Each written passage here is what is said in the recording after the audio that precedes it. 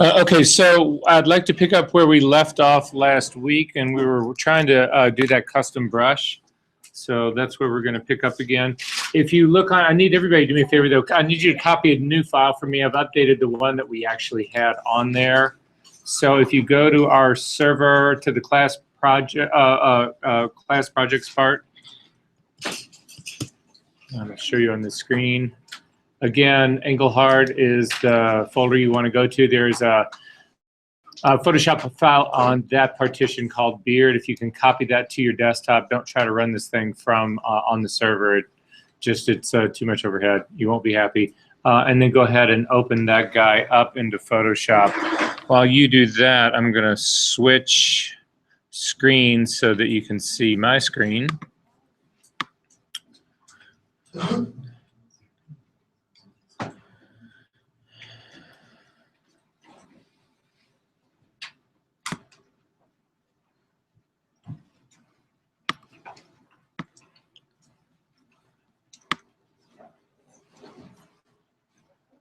We're just supposed to add the beard file? Just the beard guy, yeah, just copy it to your screen. You don't have to save it or anything. It's just we're going to end up working with it today and get done with it as quick as we can. All right. And also here, let me get my screen to look the same so you get to see mine. The one last thing I want you to, here, let me get this on first and I can show you. Okay, so the one last thing I want you to do is to make sure you're in the retouching workspace.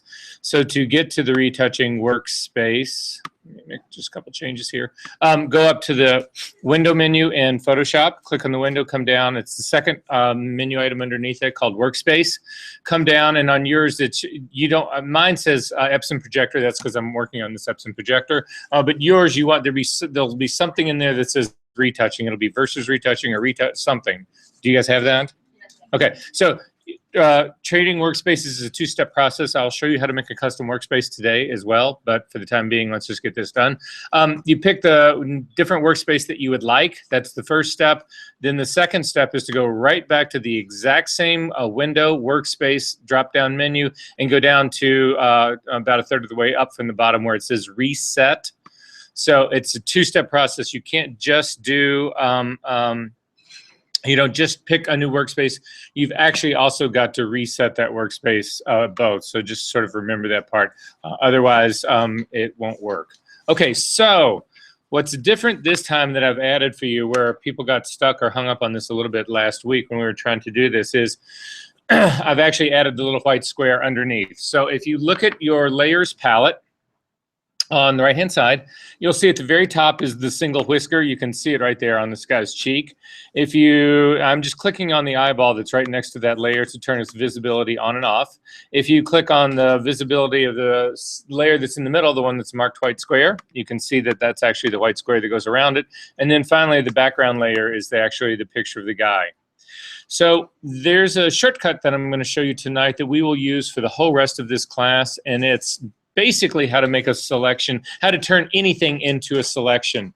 And it's a command keyboard shortcut. I know I've promised you that I don't use a whole lot of those, and then I proceeded to do nothing but give you command keyboard shortcuts. So, but at any rate, the shortcut is this. I want everybody to watch my screen. Don't do this yet. Just watch my screen so you can see what's going on here. I want to load this little white square as a selection. If I turn off everything else and you just take a look at it, you can see, or what is supposedly going on here is you see this checkerboard. The checkerboard is Photoshop's indication that this thing is, that where you see the checkerboard, that it's completely empty. The only thing that is on this layer is this little white square. All the rest of this is an indication that this is, this part out here is empty. So when I load this thing right here as a selection, what it's really going to do is it's only going to load the live area, the area that's right around this little white square. The rest of it, because there's nothing in it, there's nothing to select. Make sense? Okay, so I'm going to turn these guys back on. This is the mistake most people make. Most people feel like in order to do this keyboard shortcut that you actually have to select the layer. You do not. So I'm going to leave the single whisker layer at the top one as my active layer. You can tell it's the active layer because it's got this, it's highlighted. It's the layer itself is slightly lighter in color than the other two. Then I'm going to hover my mouse over the actual image icon, not over the type, not over out here or whatever, but actually over this image area, this part right here. And then you hold down the command key. The command key is the key that is just to the left of the space bar. And you can see when I do that, look what happens. There's a little addition that's made to the hand icon. And that little addition that's made to it is supposed to look like a series of marching ants. And what that is an indication is that if I now click on this icon, it will load this as a selection. And I'm going to do that. So when I click on it, you'll see that the marching ants now are simply going around this little white square. Make sense? So I need everybody to then load that as a selection right now. So again, hover over the white square. You do not need to pick the layer. You just hover over the white square, hold down the command key. That's the key just to the left of the space bar. Click, and it will load this thing as a selection. Okay, so I said this last week. I'm going to say it again this week. I am not going to stop and make sure that everybody that this is working for. It will take too much time. So, but if it's something does not work for you or something isn't, just shout out my name really quick. We'll keep everybody going on this one, okay? All right, so the next thing we're going to do is actually turn this into a custom brush. So in order to do that, you come up, because we've got this active selection going right now. It's basically what is selected is this area of white and that little black whisker stroke on him. When you go to save brushes, what you end up finding out, or what we will find out, is that any area that is selected that is white for a brush disappears, and it leaves behind whatever else is left. In our case, what's going to be left is just the whisker. Make sense? It's not going to select anything on the guy's face because the white is covering all that up. So you could actually make a brush out of this guy's face if you wanted to. We would just load it as a giant selection, but that's not what we're going to do today. So we're just trying to get one whisker brush. So up to the, bless you, up to the edit menu, down to define brush preset. And a dialog box will open up, and it should say sampled. It allows you to name this thing. I'm going to name mine Whisker. I've got like 1,000 of these, so I'm going to name mine like Whisker 100 or something. Or anyway, so Whisker.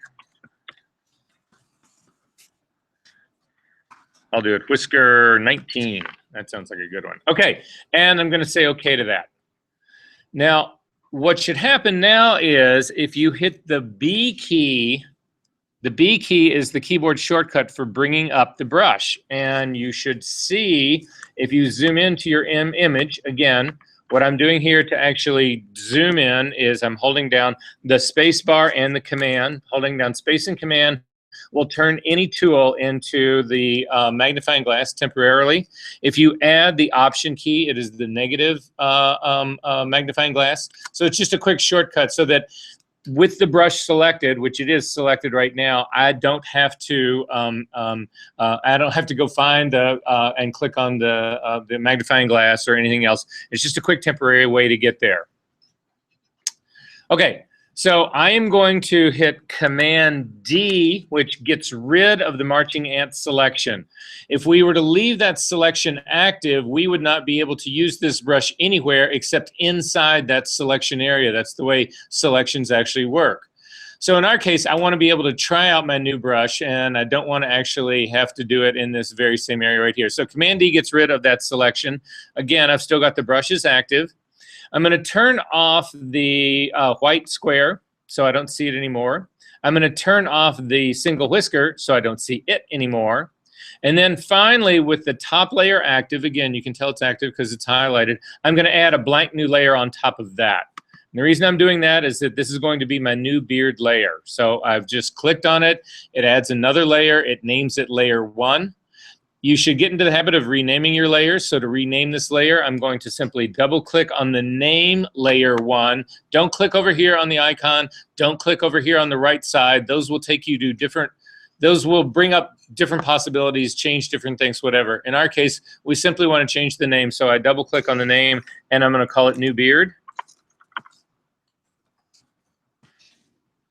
And then hit the return key, and that will actually go ahead and add the name to that new layer. So finally, I need to default my foreground colors and background colors to their default. no matter what brush you use, it will always paint with the foreground color. So I want to make sure that it is black. So to get there, if you hit the D key, no modifier at all, no nothing, strictly the D key, it will default your foreground and background colors to black and white.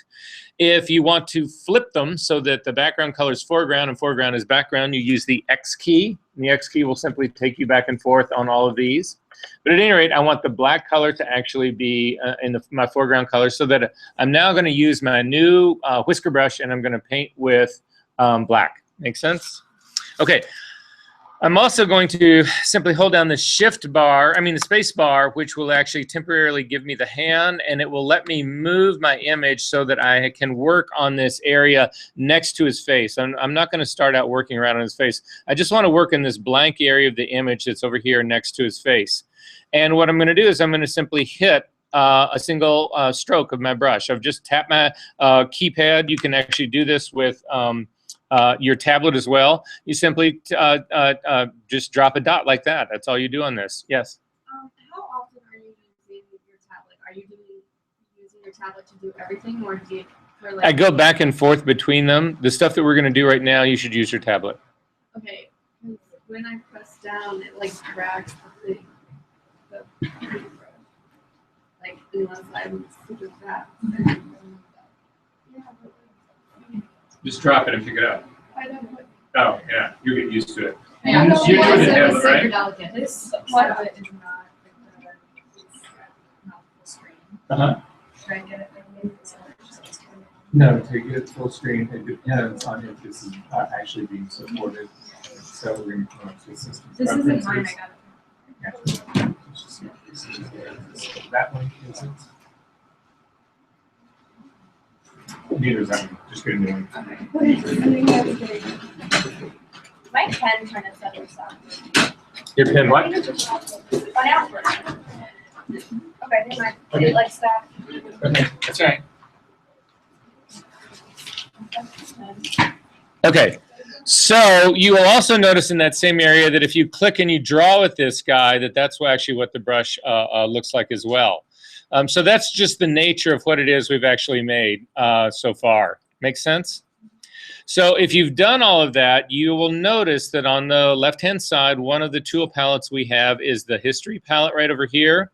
If you scroll up to the top of the history palette, at some point, you'll see there's a history state that says name change. That's when we actually created this new layer and named it. If you click on that, it will get rid of all the brush marks that you've actually just put down there because we're going to change how this whole brush works. So there's no point. It's just a quick, fast way of doing that. If you add 2 brush marks really quick, or actually do 3 brush marks really quick, the way you do undos in Photoshop using the keyboard is Command-Z. So if you hold down the Command key, again, that's the key just to the left of the space bar, and hit the letter Z, it will get rid of your last history state, the last thing that you did. However, if you hit Command-Z again, it brings it back. Command-Z by itself only undoes the last action. So when I use Command-Z to get rid of that, my last action will actually be to put it back again. To do progressive steps back through history, you have to add the Option key to that. So Command-Option-Z will get rid of the last of the strokes. Command-Option-Z will get rid of the middle stroke, and Command-Option-Z will get rid of the very first one. So you can do it either via history palette over here, or Command-Option-Z is it's a way to actually just go back, sort of run your way back through that whole part. So now we're going to modify this brush. The brush was actually it's sort of got the nature, the characteristic of what we want here.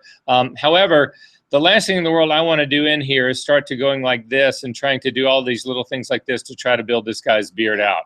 That would actually be a nightmare and probably wouldn't work out very well anyway. So at any rate, we're going to change exactly the way this brush actually works. To do that, come up to the window menu and come down to brush. So again, if you look at this drop-down menu, the window menu right here, remember up here at the top, this is our workspaces. That's what's going on up here. These things right here are all the tool palettes that we've got, or the possibilities that we've got. you will notice that there's a check mark next to channels. That's because channels is right down here. It's visible. It's on the lower right, left-hand part of my screen. If you look at history, it's also visible. It's sitting right here. If you look at info palette, it's checked. The reason it's checked is because it's visible right up here. Properties is checked and visible up over here. Layers is checked and it's visible over here. In order to get any of these things to show, you simply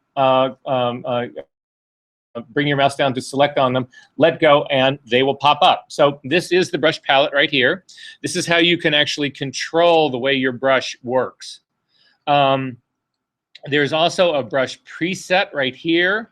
If you click on that, these palettes are linked together. So every time you bring up either one of these guys from this Windows palette, you're going to get them both. So the first thing that we actually want to change on this guy is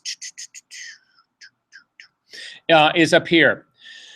If you look at this is the actual shape characteristics. So again, brush tip is actually set up right here. And what brush tip you'll see right here is that you've got different sizes. In our brush tip right now is a 136. You can also see that very same thing over here. All that is an indication of how big the brush is. So even though we've got a brush that looks like a small little hair, we can make much smaller versions of it. We can make much larger versions of it. And it's strictly the point size right here. The 136 will be a fine place for us to start with. However, the next thing I want you to look at is this. It's shape dynamics. So it's a two-step process. The first step is you need to click on the little box next to shape dynamics. That turns it on. And then in order to actually adjust the dynamics, you need to click on the name. And what you'll see when you click on the name is that all the possibilities sitting right in here these are how you control the shape dynamics of it. What you'll also notice at the bottom right down here is this is a preview of what your brush should look like. So any of the changes that we make along here, those changes are going to be reflected down here in terms of our brush pattern right now. Make sense? Okay, so the first thing we're going to change is this thing called size jitter. If you take size jitter and you just click on the little triangle underneath and you drag it all the way up to the top, what you'll see happen is this. It changes the way your preview looks completely. What jitter is, and what jitter should be better named as, is randomizer. So when we just changed the size, when we had it all the way down here like this, when it was all the way down at 0, every single brush stroke was going to be exactly the same size. When we crank this thing all the way up to 100, what we're saying is we want Photoshop to introduce a maximum amount of random sizes. So this is no longer just a 136 point size. This is a whole variety. Some are larger than 136s, some are smaller than 136s. It basically is just introducing a randomness to that. Makes sense? All right, so the next thing that we're going to actually change in here is the angle jitter. This guy right here, if you click on him, I'm going to say drag it up to only about 9%. I don't want to go too wild on this guy. But again, what we are now telling Photoshop, and look at the preview, the result of the preview that's actually come out of this. And the result of the preview that has come out of this is that the angle of the brush now is being mixed up as well. Again, remember this phrase, jitter stands for random. So what we have just done is sometimes this brush stroke is going left to right, sometimes it's going straight up and down, and sometimes it's going right to left. That's what's happening with the angle jitter. The next one here, roundness jitter, if you could click on this guy and drag him up to about 40%. What this does is it actually introduces a smoothing in this. It's a smoothing actually in the edge of the brush. It's a softening of the brush, but again, because this term jitter is there, it is done in a more random fashion as far as that part goes. And then finally, scattering here, which we don't have yet. It's the next one down. So that's all we're going to do for just a second here in shape dynamics. The next one I want you to click on is I want you to click on the check mark next to scattering. And then again, you'll see that nothing has changed in here. This is still the shape dynamics adjustment panel up here. And the reason this is up here is because that is what is still selected. Even though I've got the check mark on here, in order to change scattering, you actually need to click on the name scattering. This will actually now bring up the scattering dialog box. And in this case, we are going to take, again, the scatter, and we're going to increase it. And you'll notice by increasing it, what ends up happening is that what we're doing is that we're not only, we've got different sizes here, we've got different angles here, but now we're actually pulling this thing apart so that the brush works, it scatters things all over the place. So things are moving up higher, things are moving lower, and things are also being pushed left to right as well. So I'm gonna ask you to take the scattering up to 230%. You can see how you can get this thing really, really, really cranked up into here. It makes for a completely different sort of brush stroke. But this would be a way, so for instance, if you look at areas of this guy's beard right here where things are a little bit further apart, you would use a higher scattering on this. When you look at areas like right here, like the little goatee part on here where things are much, much tighter together, you would actually drop your scattering way back down like that to emulate what we're actually trying to do. So in our case, I'm gonna go right around 230%. Again, the figures that I'm giving you do not need to be exactly perfect. Like I just lifted my mouse, stylus up off of my tablet. And Lindsay, again, exactly what happens to you, you lift it up and it kicks something to the side, so it's not exact. If you need to do super exact things, like when we get into using the pen tool here, things have to be exactly on a very specific dot. We don't do the tablet for that anymore. It's just that lifting up and down off that, it's too frustrating to actually do it.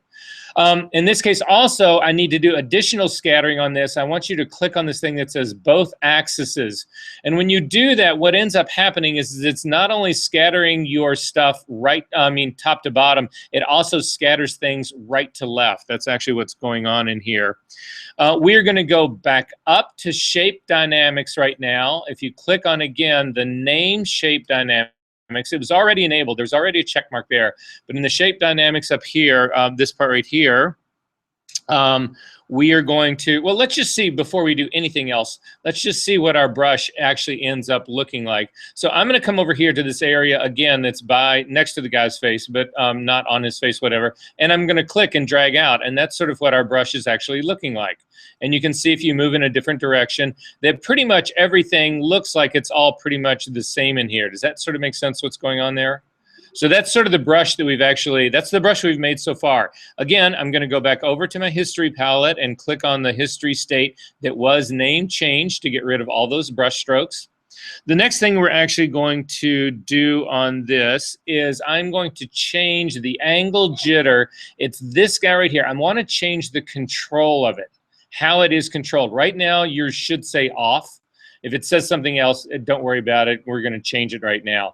If you click on this drop-down menu, you can actually come down and you can do this on, what I want to set this on is direction. It's the very bottom one.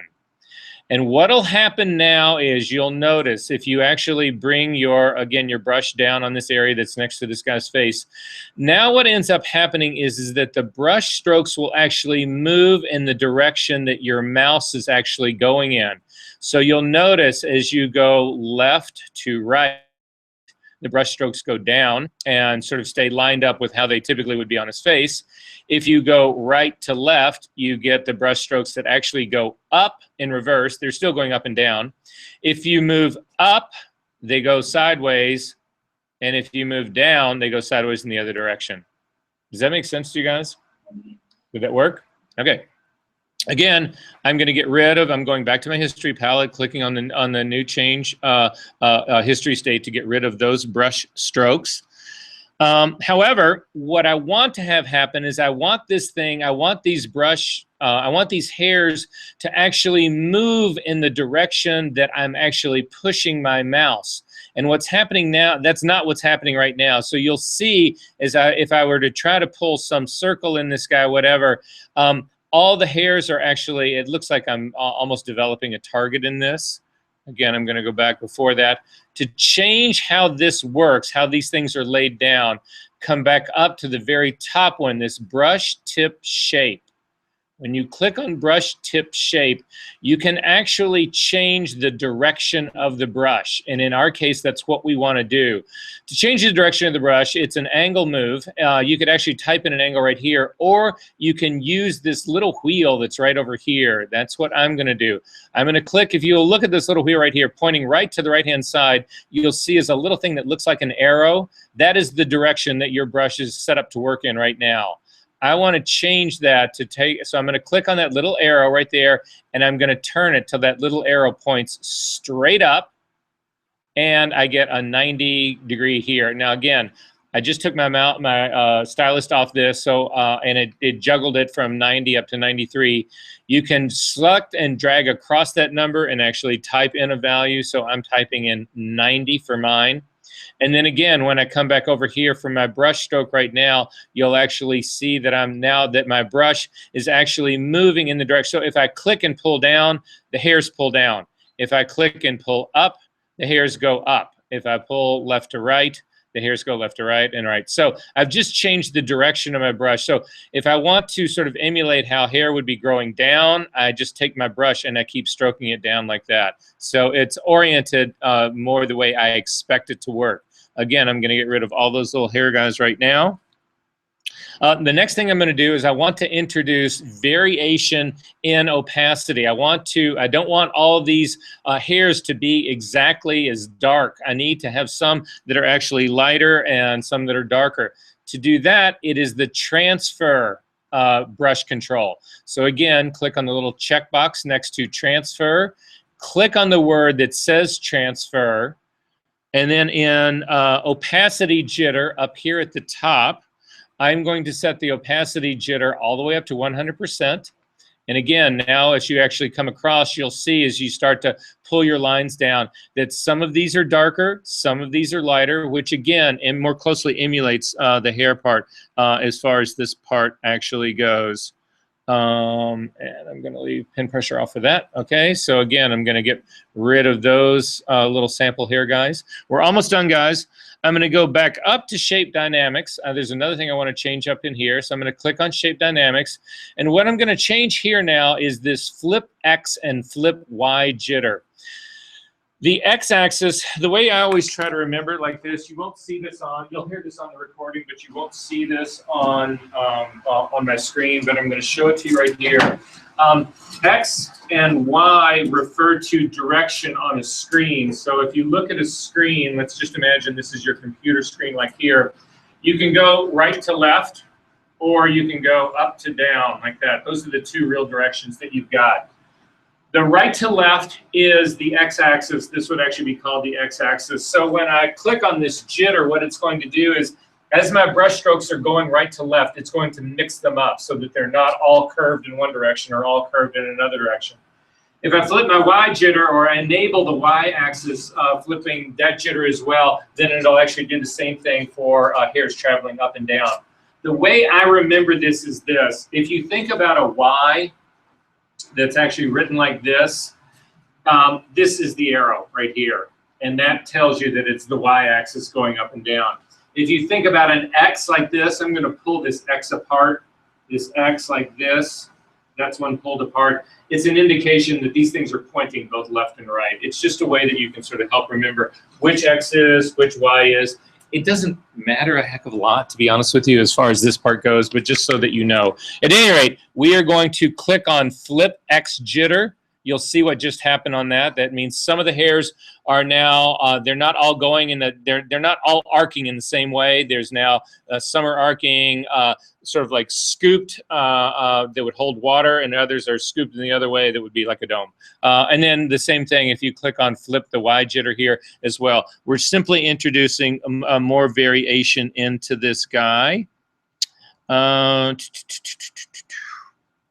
And then finally, I'm going to go back up to my brush tip shape up here at the very top.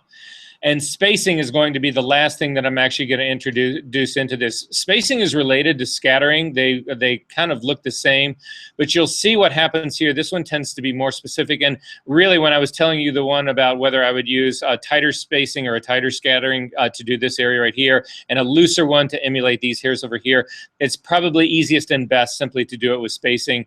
And if you click spacing and drag it out, I'm going to actually drag it out to about 70%. You can see that it really pushes these hairs out further apart from one another. So if you needed a tighter, more concentrated beard area that you were going to work on, you would tighten the spacing up. If you need that more opened up, fewer hairs, that kind of stuff, whatever, we're going to kick the spacing out as far as that part goes right now. So, and then again, if you look at what this actually means, I'm going to simply click and drag down, and that's actually what my brush is now doing for me, which is emulating a much closer a way of having how this guy's hair works, right? So to get rid of this menu right now, because this thing has actually done its work, we don't need this guy anymore, you click on this little double-headed arrow right here, and it flies away.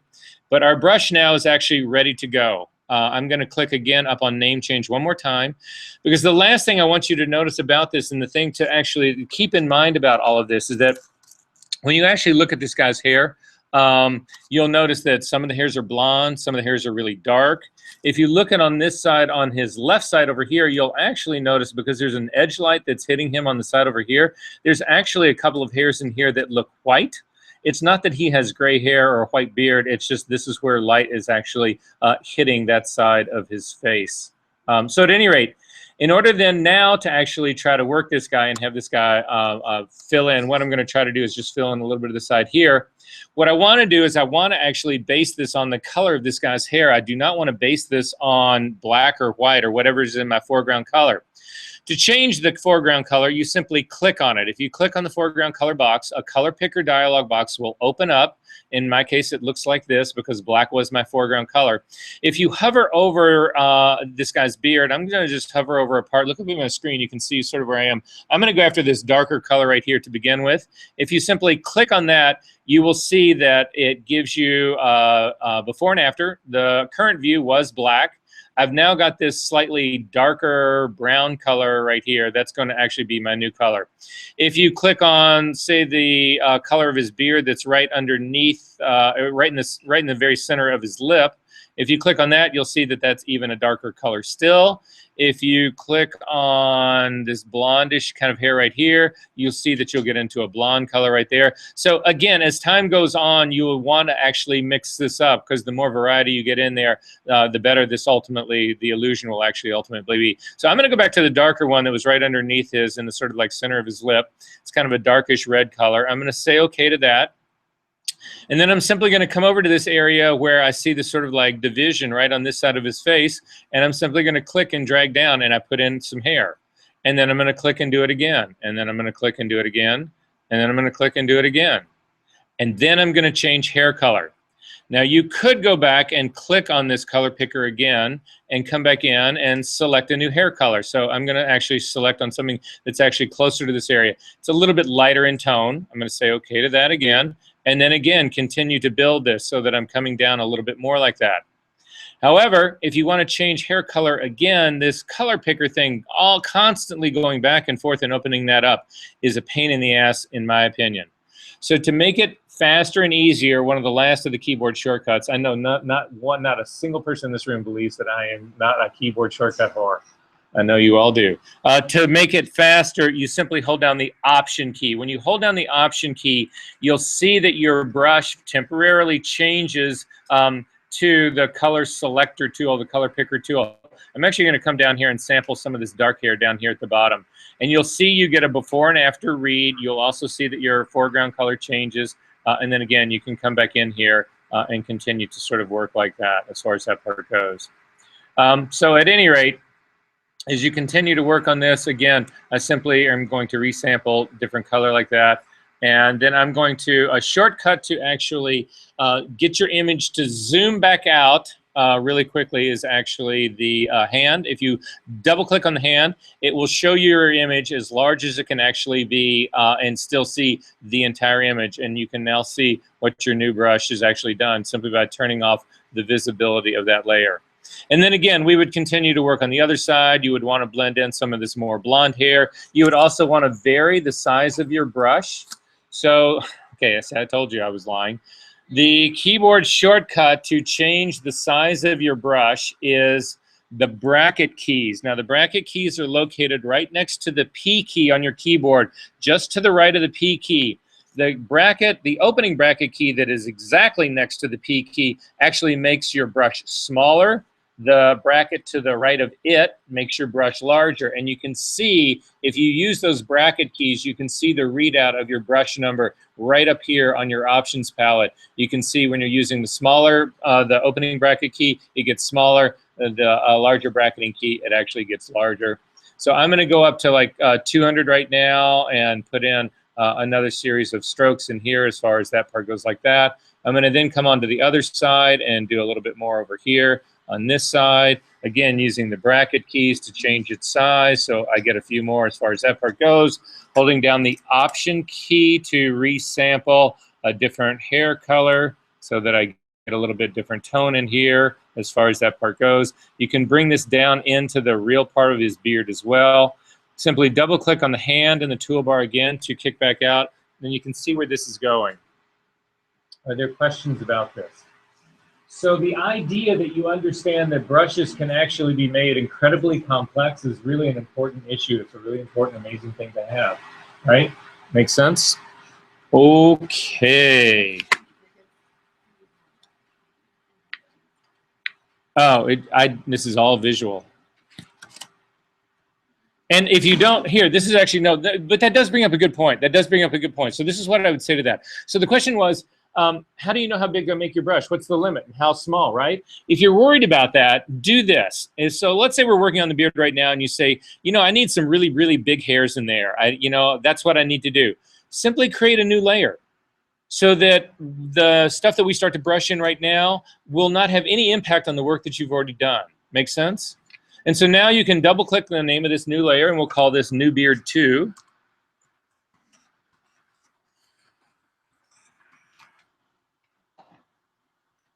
And then I'm going to, again, hit the B key to get a brush, and I'm going to make some really big hairs. I'm going to go, I've got a 600 pixel brush right now, and I'm going to click and drag down, and I'm looking at these guys, and I'm thinking that those are way too big. So again, I can hit undo in that. I will bring my, use my bracket keys to make this brush smaller. I'm down to around 250 now, and I can actually do that. And those seem to be still the same size of his hair. I mean, that seems okay. You can even make much smaller ones. I'm going to go down to like an 80 and try just little guys down here, you know, as far as that part goes. And, you know, you just see you're trying to pick up, you're trying to build as much variety into this as you possibly can so that it looks organic. Make sense? But when you look at this, for your first retouching project in this class, all in all, and this is the thing I always say to everybody, it's going to be the single most difficult thing that you try to overcome in this class is this. You know the secret. This is like being the magician. You know the secret. You know how this was done. So when you look at it, there's a chance you are saying, well, that looks fake to me. I am telling you this right now. You show this picture to anybody and say, spot the fake in here, what is it? And they'll say shit like, oh, it's his nose is too perfect, or his eyelids are not right, or it'll be anything but the beard. They'll never go after that. They will, oh, it'll be the last thing they pick.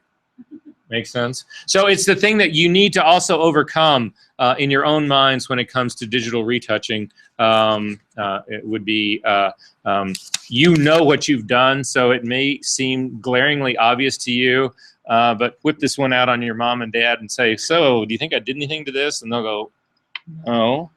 Okay.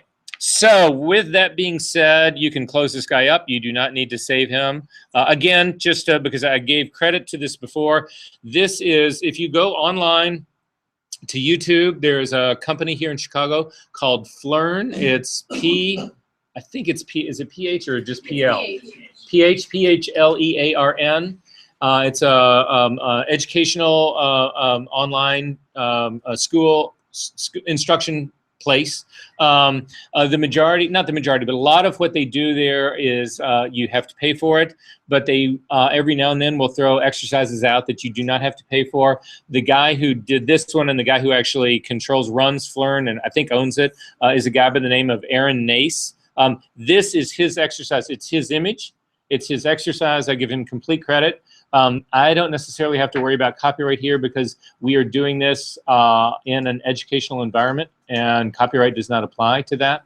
So, but at any rate, I just want to give credit where credit is due. I got this from Aaron. It's a brilliant, brilliant lesson. I give him all credit for this. And anyway, you don't need to save this. You're welcome to save it and continue to work on it if you want the experience. But other than that, there you go. Okay, so next thing for today is how we actually do modify workspace so that it is a custom workspace. So to give you an idea of what a custom workspace will actually be, I want you to change, instead of doing this retouching workspace right now, I want to go back to the one that you would have typically when you start Photoshop up. So if you come up to the window, come down to workspace and come down to essentials, in parentheses default.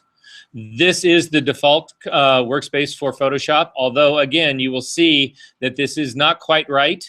To get this to be exactly the default workspace, you have to come up again to Window, and then down to Workspace, and then down to Reset Essentials. And then this actually will set up your workspace, although I would have thought that that would have kicked more to the side like that, but what do I know? So just to show you a couple things, I'm not going to completely rebuild the workspace that we use here in retouching, but I am going to show you how to do a few of the things. So the first thing I want to show you is this. If you look at this workspace, there's a series of little icons that are sitting right here on the palettes, all the palettes other than the tool palette. That's what this thing is over here is called, is a tool palette. All of them are on the right side. If you actually click on a tool palette on one of the little icons, it will open up and tell you what it is. This is the history palette. If you click on the icon again, it collapses. That's how these icons actually work. And it's to give you more screen real estate to be able to work. So if you click on this, I personally like to have history always visible. So to keep mine visible and to not have it be an icon, you click on the name history, the tab, and you drag and you tear it off. And when you do that now, this is now a palette that's all on its own. You can actually move it anywhere you want. You can move it around like this. I'm going to move mine where I typically keep it for retouching, which is sort of right in the middle in this area over here by the tool palette. The next one that I'm going to do is I'm going to click on it, and it drops out. This is the properties palette. I'm going to do the exact same thing with him. I'm going to click on the tab and tear it off. You'll notice when you tear these things off that they no longer are icons anymore. And then finally, I'm going to click on this last one. It is the device preview. I have no idea what that is. But I'm going to tear off the device preview tab. When I do that, you'll also notice at the top now there's a small little X in the very top left-hand corner. If you click on that X, the device preview will disappear. If you want to bring it back, you go up to the window and you come down to device preview, and it will come back up where it was just last left off. If you look at the things in any of these tab windows as well, you will see there's other ways that you can modify also what goes on in these tabs. The way you modify it is this little icon right here. It's directly across from the name on the right-hand side. If you click on that, you will get a drop-down menu that is palette specific. So in our case, all we can really do is close this thing up. However, in properties, if you click on this, it's the same thing there. Let me see. On history, you have other things. On history, for instance, you have history options. And while we're here at history options, I need everybody to pay attention to this one because this is how I need you to actually change your machines at home the way you should actually be working. By default, the history options are, in my opinion, not set correctly. So what I want you to do, so again, I'm going to cancel out of this so you see how I got to it again. In the history palette right here, just across from the name history is this icon that looks like 3 little lines. If you click on that and hold it down, you'll get a drop-down menu. Some of these things are grayed out because we have no history yet, but history options is one of the things that I can change. To do that, this dialog box will open up, and I want you to, this one automatically create first snapshot is on by default. But this next one, automatically create new snapshot when saving, is not on by default. I want you to enable that. And then finally, this one down here, show new snapshot dialog by default. I want you to check that as well. We will really get into what snapshotting is later on. That's not going to happen for a couple of weeks, but as long as we were here, I wanted to show you that this is how your stuff should be set up. Unfortunately, the machines here, I don't believe are set up that way. Are they, or are they not? It was? Oh my God, they're actually listening to me. Hallelujah. Okay. So again, I lost properties because I closed it, so I can go back up to window and come down and get properties again, blah, blah, blah, blah, blah. Okay, next thing over, color is one of the next one over. Now, this is not an icon. This is actually a blown out swatch. So if you click and you pull color off, again, you'll have that little X and you can get rid of it. You can do the same with swatches. Click and pull it off and kill swatches. We don't use any of this stuff. Adjustments is the next one to click over. How many people in this room use the adjustment palette over here? Okay, you can still use that if you want to. However, all of the adjustments that sit right here are also sitting at the very bottom of your layers palette, and I'm going to show you what I mean by that. Hang on one second. You can't see the bottom of my layers palette because of the way my screen is working. When my screen maps to this projector, I don't get to see any of these things at the bottom. But you'll see on this, again, in Layers palette right here, what you've got is, this is, here, I'm just going to build a quick new file just so I've got a layer. Okay, so I've got a layer right now. So if you click on this guy, this is brightness and contrast. If you click on this button right here, it's at the very bottom of your layers palette. This is the adjustment layer, the add adjustment layer. You will see that brightness and contrast is right here. The next one over here is levels. Again, on that very same drop-down menu is levels. The next one over here is curves. Again, same thing right here is curves.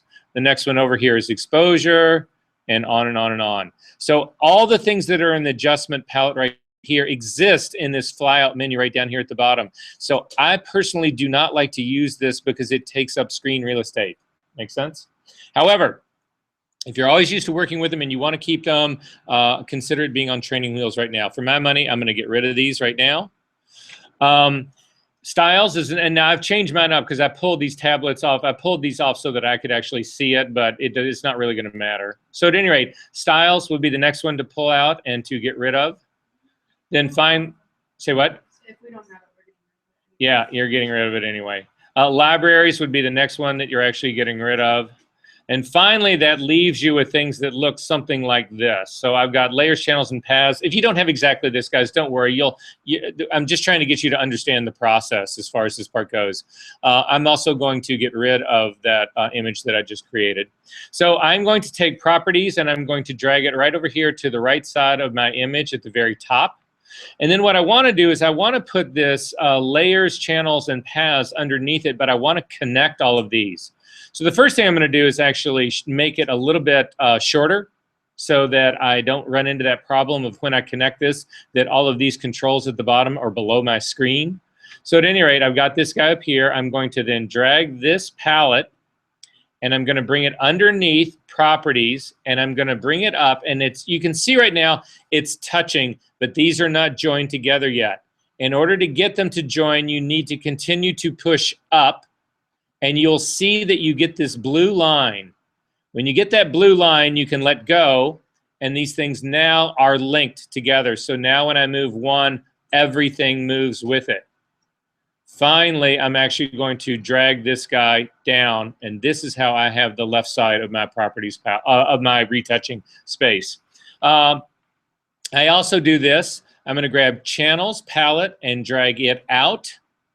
And I am going to dock it underneath history. Again, I bring it over here. I get close. The two of these touch. I then continue to push channels up higher to get the solid blue black line, the solid blue line. Let go, and these two are now linked together. If I pulled path out and I wanted to put path back into the same palette as a tab, you simply click on the name, you drag it back on, and when you get here and the entire palette gets a blue line around it, that's how you know you're actually adding this tab to the palette. You're not docking it to the right or the left or the top or the bottom. So that's how this part would actually go. And then finally, the last thing that I do, and then we've actually got the retouching palette done anyway, is up to the window menu down to Info. The Info palette will actually open up. By default, it opens up along with Properties. Click and drag the Info palette out so that it's not a part of Properties. And I'm going to drag it over to the left-hand side and bring it up sort of to the top. And then I'm going to dock History and Channels to Info. Again, because these two are already docked together when you move the top one, and that's what I'm doing. I'm clicking on this area up here that's next to the little X to move the entire palette. Click and bring it up again so it touches the Info palette. Continue to push up till I get the blue line and let go, and these are all docked now into one thing, and I'm gonna just make this guy longer. Then once I have done all of this, I want to save this workspace. To do that, you come up to the window menu, down to Workspace, down to New Workspace, and you can call this one Retouching 2, just to keep it separate from the one that you've already got. Question. Yes. If you act like my pen, I clicked on the wrong thing and it reset it on me. Is there a way to unreset it? Unreset what? So it just reset everything back. Oh, to this whole thing beginning? No, there is no undoing. You get to make it all over again. But don't worry about it. Don't worry about it. You understand how this works. That's all that matters. So all you need to do is just go back to retouching and hit reset retouching, and you'll be where we'll be. So I'm going to go ahead and hit save to that, and it makes it now. And you'll see now in your Windows under Workspaces, there's going to be this thing called Retouching 2, or whatever the heck was you named it. So that's just how to save workspaces. If you want to get rid of a workspace, so for instance, I want to get rid of this Retouching 2 because I don't need it, you come down here to Delete Workspace. And it's actually going to ask you which ones you want to delete. I cannot delete the active one. It's this Retouching 2. So I'm going to hit cancel. I'm going to go back and go to my workspace for this Epson projector. And I'm going to reset the workspace for that Epson projector. And then I'm going to go up to Window, down to Workspace, down to Delete Workspace. And now I can pick that Retouching 2 and the one I just made and delete it. And say yes, and we're good to go. All righty. Yes, you should. You don't need it. It's redundant. Did you just make this yourself, like this setup, or did somebody teach you? Actually, I saw a version of this that's another retoucher used, and what I loved about it was, this is what's important to me about this, what you'll find that happens in this class specifically. Info becomes critical. It's everything about color. You're getting the readout right here, and you can't work without it. So I always want it visible. However, I don't want to crowd up this side of my image over here. So this part over here is really sort of how I work. It's layers and properties.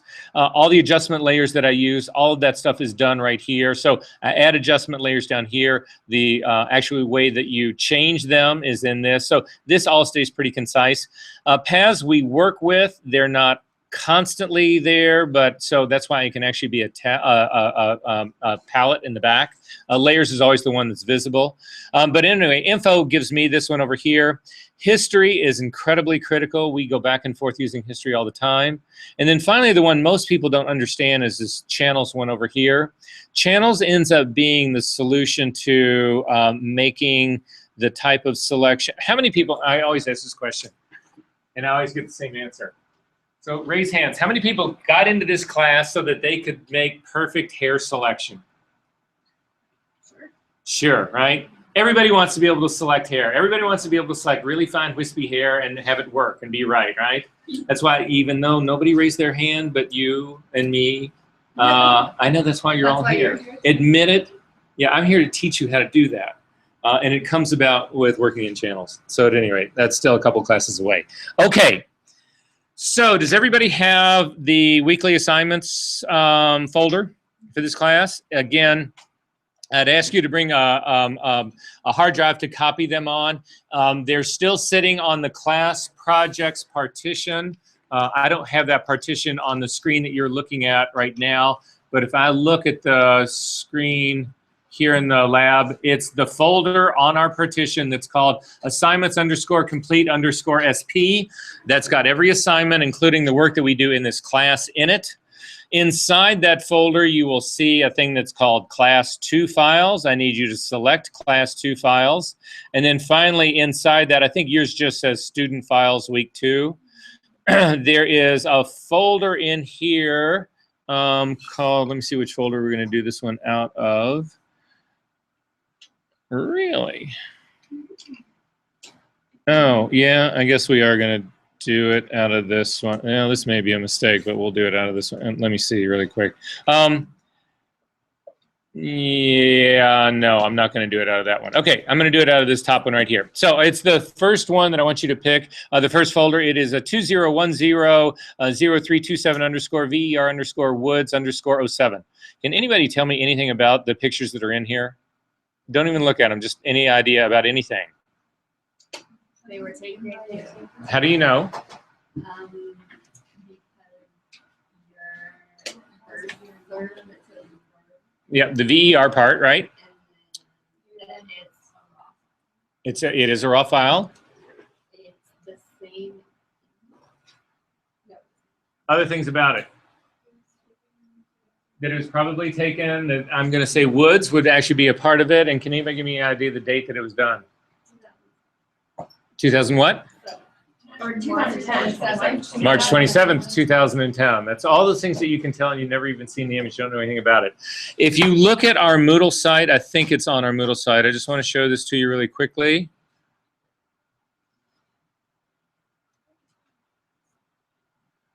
On our Moodle site, I hope.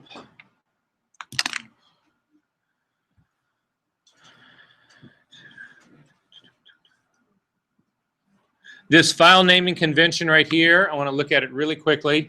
This is my file naming. It's the one that I use. I strongly suggest you use the same one. I can't tell you, I developed this thing on my own, but I can't tell you the number of people that I've seen, professional organizations that have come up with things that are very, very, very close, very, very slight variations on this guy, but for the most part on this guy. The reason I say this right now is I want you guys to start naming your files now. Forget all this naming for assignments and shit for class, even though I ask you to do that on my guy right here. But for your work, for your digital capture stuff, I can't strongly suggest this enough, and it's for this reason. You need to come up with a file naming convention that will serve you for the rest of your life. The worst thing that you can do is do something right now and in 3 years or 4 years decide, oh, well, now I'll change it and now I'll actually make it a good one. Because the 3 or 4 years that elapse between now and that point, whatever, are a completely different naming convention. And so therefore, when you actually go to store your files or to archive your files, it's going to be a completely different setup than what you're going to do for the whole rest of your life.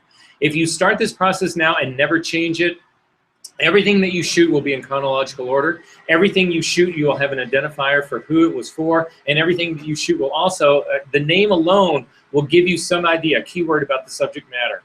So it's just, I can't tell you how important it is. So really briefly, I'm going to show it to you here really quick. So it starts out, your naming convention should be YYY, the year, but the complete year, do not do a 17, for instance, for this year, because how do you know it's the 17th, it's the year 2017 and not the 17th day of the month? You don't know that, so it's confusing. Even though that 20 will be on every file that you probably shoot in your entire lives, although some of you may live into the next century. 2017 would what today's day would be. Then again, month, 2-digit code. In our case right now would be 02. Day. In our case would be 01_ to keep things sane. CCC for V stands for company. When I shoot, it's client. When I shoot for Neiman Marcus, it's NEI. When I shoot for General Motors, it's GEN. When I shoot for Carson Perry Scott, it's CAR. When I shoot for myself, it's VER. Underscore. The next word is keywords. Keywords. How many letters are in the word keywords, plural? There's 8. It's all you're allowed. You can use fewer. So for instance, in my case, I had Woods, and Woods is 5 letters. However, I couldn't use something like allowed, because allowed is more than 8 characters. I'll tell you in just 1 second. Underscore. The next thing that and keywords should be something that's descriptive of what you're shooting. So when I, for instance, when I'm doing beauty for Lord & Taylor, my client code is LOR, and then it's underscore beauty. When I'm doing fashion for Lord & Taylor, it's LOR_fashion. That way I can shoot two projects on the same day and make a distinction between the two, and it's really fast and quick to get to where I want to get. If I all of a sudden want to do all the beauty stuff, I want to look at all the beauty stuff I did last year, whatever, it's incredibly simple to do because the beauty word is always, that keyword is always in there. Now, you can do this, variations or more of this in Lightroom, by keywording your Lightroom stuff, whatever, but this is when I'm shooting, and I take care of 90% of the heavy lifting when I'm shooting. Okay, so underscore. The next thing over is a 2-digit code. That is what I call, that's my shot code. So for me, a typical day of shooting fashion, I'll do 12 to 20 shots a day. This would be, I do 12 to 20 outfits in a day. The thing that distinguishes one from another is this shot count, this guy right here. So it's always 2-digit code. Do not, even though it's going to be shot number 1, don't just put a 1 in there, put an 01 in there. Again, it will keep all of this stuff in order. So that's how I would split it up. People ask me this all the time. Well, I shoot weddings. How would you do this for a wedding? And I say to them typically, well, just to give yourself some order, you could say consider all the stuff that was shot at the church is shot 1. All the stuff that was shot at the reception is shot 2. All the family portrait stuff is shot 3. I mean, just to break it up a little bit to make some sanity out of your life, right? So anyway, that's the way I would do it. And then finally, this 3-digit counter is actually the frame number that is usually supplied by the software when you're actually doing the physical capture. Again, 3 digits are enough for me because 3 digits will give me 999 frames of every shot. So again, the wedding photographer, if they're doing, you know, if you've got 1,000 possible frames for shot 1 and you have 4 different shots, whatever, you're talking about 4,000 frames that you're doing for the wedding, that you probably won't run out of that. But you guys get where this is going. It just simplifies things. Then there's a dot, and an EXT stands for extension. The extension will actually let you know what the actual image, what kind of image it actually is. And the beauty of this is that, so in the case of a Canon RAW file, this extension is CR2. When I process this RAW file into Photoshop, the only thing that changes in the entire naming is .psd, which is a Photoshop file. That way my RAW file and my process file have the exact same name except for this .ext. When I make a JPEG out of it, the only thing that changes is that extension. When I make a DNG out of it, the only thing that changes is that extension. A TIFF, the only thing that changes is that extension. So that I could have 5 flavors of this file. Every single one of them would sit right next to one another because they all have the same name. The only thing that changes is the extension on the end, right? Finally, you'll notice that all the letters are lowercase, and the maximum number of letters here is 32. And the reason that is that does anybody in here maintain their own website? Do you upload your own images to your website? Can you do it with anything but lowercase? I only use lowercase, so I haven't tried. Okay, here's the thing.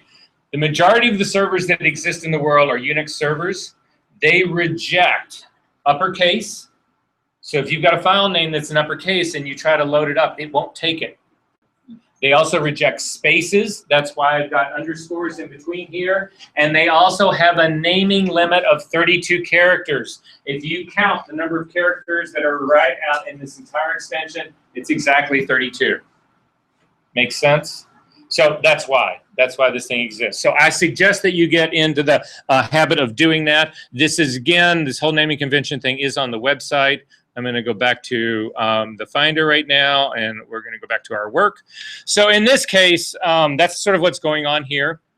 There is a DNG in this guy right here. I want you to get, well, we can go ahead and leave. No, let's go ahead and get rid of the DNG. I don't know what's in yours. There's a TIFF in here also. You can get rid of that. There's an XMP file. You can get rid of that. And then, yeah. And then there's a second XMP file. You can get rid of that guy too. So I've only got 2 files in here anymore. It's just the original 2 CR2 files. And you can see that, again, this was dated. It was for me. It was shot in the woods. This was shot number 7. It was outfit number 7 that I was doing. It's the first 2 frames. So it's exactly the naming convention that I'm suggesting that you guys actually do. I'm going to work with this file right now. I'm going to do a couple of things with this file really quickly. How many people in here? Now, most of you guys have gone through Lightroom, a lot of Lightroom. A lot of you guys have gone through enough Photoshop that you feel like you're probably pretty comfortable when you come into Camera Raw, right? Okay, I'm going to then blow through this part really quickly. If anybody isn't really feeling that comfortable about how this whole thing's going down, please let me know. Okay, So in order to do that, I'm going to select both of these guys. I simply took my mouse and drug across them to get them both to go. Because they are raw files, you can hit Command-O to just open them, and they should both open. It should be by design. Your raw files should be opening up into Photoshop. However, and this is an important however, this is another thing that is not set by default on Photoshop that you should have on by default in Photoshop. Now, they may have enabled them on these machines, but Photoshop does not ship this way. So if you've not changed this stuff on your computer at home, you need to think about doing this now. However, you can't do anything first. I am going to rebuild a set of Camera Raw defaults. I am going to change how Camera Raw operates when you first open it up. And here's the trick. If anything that we change on one of these images right now will get burned in as the new default. So if I say add a one-stop exposure to this, that will become the new default, an one-stop additional exposure. You do not want that to happen. But the things that I'm going to show you that I want to be the new default, I do want to happen for every single image I open up. Okay, so again, this process happens right at the beginning. We've opened it up, and that's all we've done. We have not touched the first slider, button, nothing. We've done nothing. So this is, there's only two things that we're going to actually change. If you come over here to the, if you look up at the top right here underneath the histogram, there's a series of tool icons, and the one I want you to come over to is the one, it's right in the middle. It's supposed to look like a lens. It sort of looks like our beard brush in my book, but anyway, it's that guy right there. And the two things that you actually want to then enable in this guy, if you click on Profile, not on Manual, but on Profile, there's a checkbox. Yes?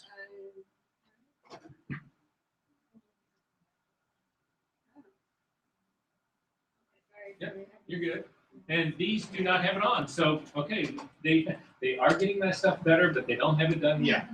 Okay, so the two things that you do want to check is you want to click on Remove Chromatic Aberration, and you also want to click on this Enable Profile Corrections.